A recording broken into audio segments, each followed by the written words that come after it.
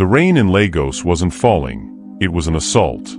Sharp, cold drops hammered against the glass of the black Rolls-Royce Phantom as it waded through the flooded streets like a slow-moving submarine. Inside, Cecilia Ayamu sat in a silent, leather-scented cocoon, her manicured fingers drumming a frantic rhythm against the armrest.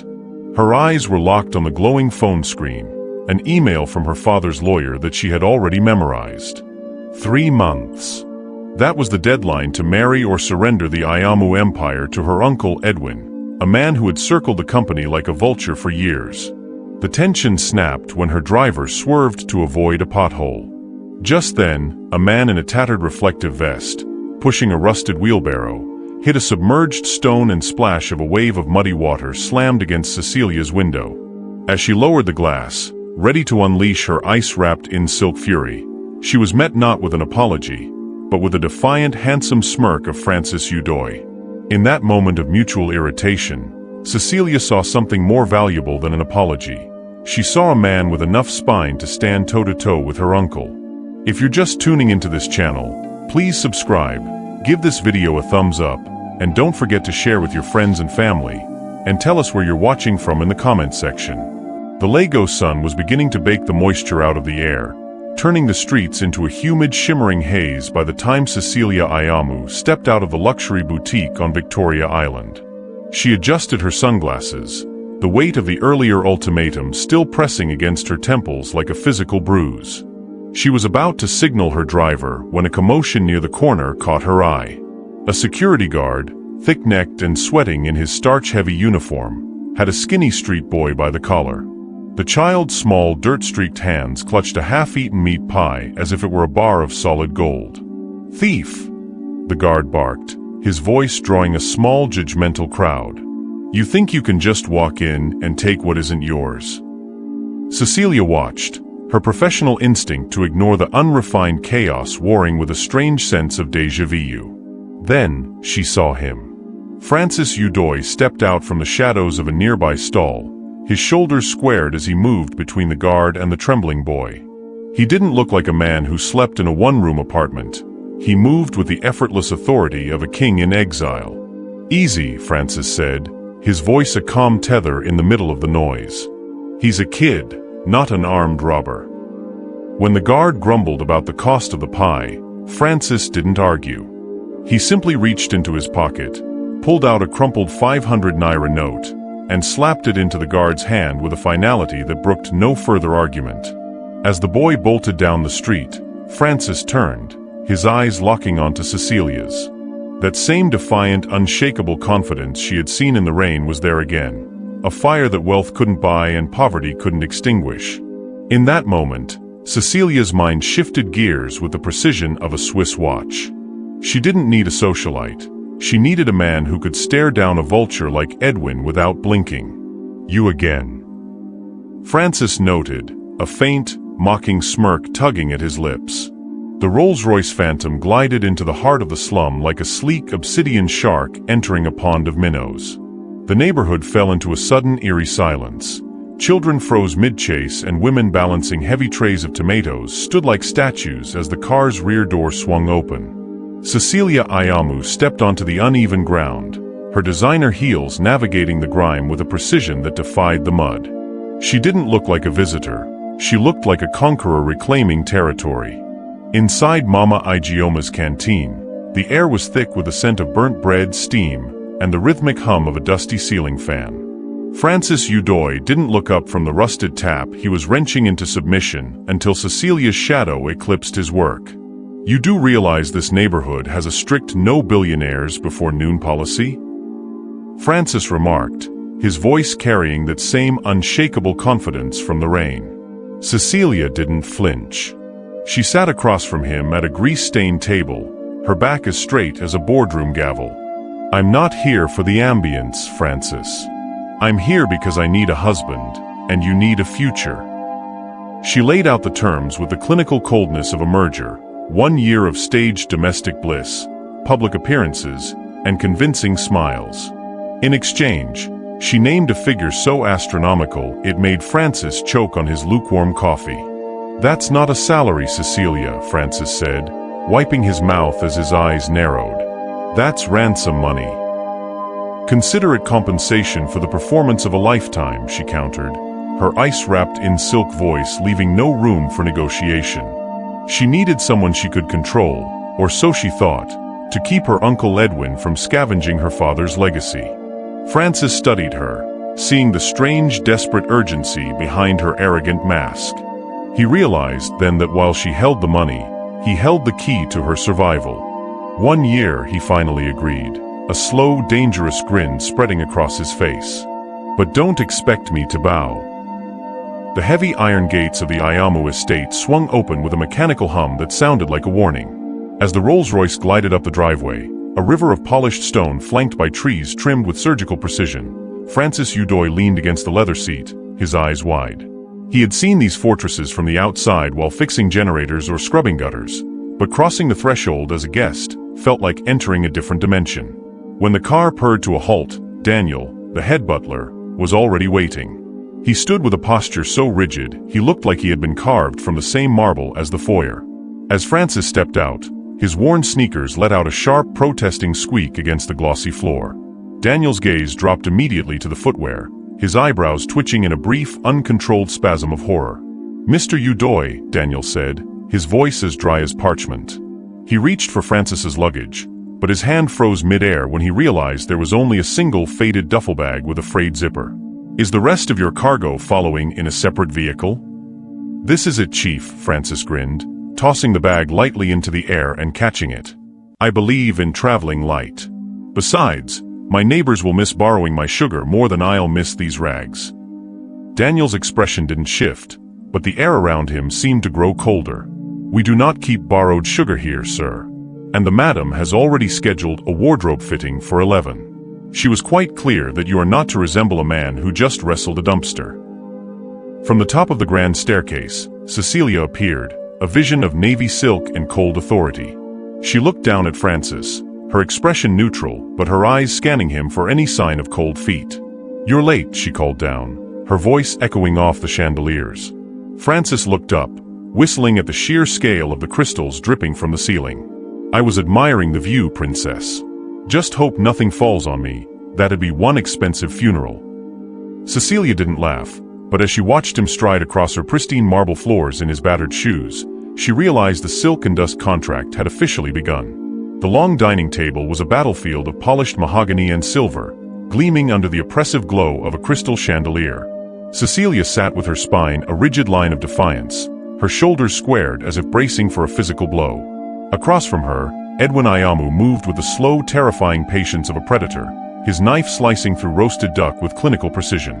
He didn't look at his niece. His razor-sharp gaze was fixed entirely on Francis, who sat with an ankle resting over his knee, looking far too comfortable for a man in a vulture's nest. "So, Francis Udoy," Edwin began, his voice a casual purr that didn't mask the steel beneath. "Tell me, what exactly do you do when you aren't playing the role of a lucky groom?" Cecilia's hand tightened around her fork, her breath hitching as she waited for the stumble. Francis didn't blink. He took a slow sip of wine, meeting Edwin's stare with the same unshakable confidence he'd used against the Lagos rain. "At the moment, I'm a professional husband," he replied, his tone laced with a streetwise charm that made the maids freeze mid-step. "But before this noble profession, I did a bit of everything. Fixed roofs, taught kids chess, even wrote code for a startup once." Edwin's lip curled into a smug, oily smile. "A startup? In this world, perception is everything. People will judge Cecilia by the pedigree of the man she marries." It was a blatant social trap, designed to make Francis feel small, but he simply leaned back and grinned. "Then they'll see a man who doesn't flinch when a vulture circles," Francis countered, his voice cooling a dangerous degree. Cecilia felt a strange, involuntary jolt of admiration. Francis wasn't just surviving the dinner, he was winning the duel. For the first time, she realized he wasn't just a contract, he was her greatest asset. The golden light of the breakfast room felt like a lie the moment the heavy oak doors swung open without a summons. Cecilia was mid-sentence, debating a merger strategy, while Francis was expertly dissecting a croissant, looking more at home in a silk robe than he had any right to. The intruder wasn't a servant, but a woman named Adesawa, whose presence hit the room like a sudden drop in cabin pressure. She was draped in a dress that screamed expensive desperation, and clutched in her hand was a small boy, Felix, who stared at the crystal chandeliers with wide, hauntingly familiar brown eyes. "Cecilia, I apologize for the intrusion," Adesua said, her voice a practiced melody of honey and thorns. She didn't look at Cecilia. Her gaze was a heat-seeking missile locked onto Francis. But some debts are too heavy to carry in silence any longer. Francis froze, a piece of pastry halfway to his mouth. The playful mischief that usually danced in his eyes vanished, replaced by a cold, leaden confusion. "I've never seen this woman in my life," he said, his voice level but lacking its usual rhythmic charm. Adesua let out a sharp, mocking laugh that echoed against the marble. "July 16th, Francis. Or should I say Leonard? You remember the night the servers went dark, the night you said we'd start over?" She pushed the boy forward. Felix clutched a toy car, his curly hair a mirror image of the man sitting at the table. "Meet your father, Felix. The man who traded us for a seat at a billionaire's table."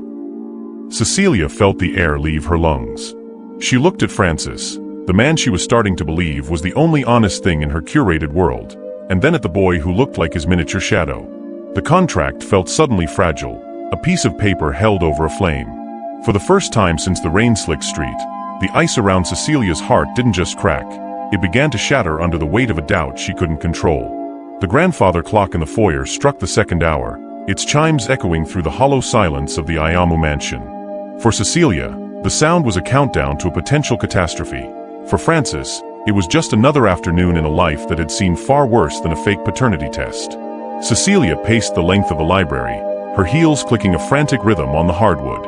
She stopped abruptly, looking at Francis, who was sprawled in a velvet armchair, seemingly fascinated by a leather-bound book on Nigerian maritime law. "How can you be so calm?" she snapped, her voice losing its usual boardroom polish. "If that paper says you're the father, Edwin wins. Everything I've built, everything my father built, vanishes." Francis closed the book and looked at her, his expression uncharacteristically soft. "Fear is a luxury I lost a long time ago, Cecilia. When you've slept on a concrete floor wondering if your next meal is coming from a trash can or a miracle, a woman with a fake mustache doesn't scare you much." Cecilia sat on the edge of the mahogany desk, her shoulders finally dropping. "I've spent my life fighting to keep this house. Sometimes I forget that people live outside these gates." "It's not all bad out there," Francis said, a small smirk tugging at his lips. "I have a neighbor, Mama Igioma. She's got a goat named Nora who thinks she's a dog. Nora once ate an entire bag of charcoal and spent 3 days bleating in a baritone. It's hard to stay depressed when a black-stained goat is trying to sing you a lullaby." Cecilia let out a short, surprised laugh, the first genuine sound he'd heard from her. "A goat named Nora? She's a better judge of character than your uncle," Francis joked. For a moment, the heiress and the man from the streets weren't business partners or litigants. They were just two people sharing the heavy weight of a 4-hour lifetime, waiting for the world to decide who they were supposed to be. The library was the only room in the Ayamu mansion that didn't feel like a showroom. It felt like a fortress of secrets. Francis wandered through the aisles of polished mahogany, his fingers trailing over leather bindings while the silence of the house pressed against his ears. He wasn't looking for anything specific until a gap behind a heavy atlas caught his eye, a leather-bound folder tucked away as if it were never meant to see the light of day.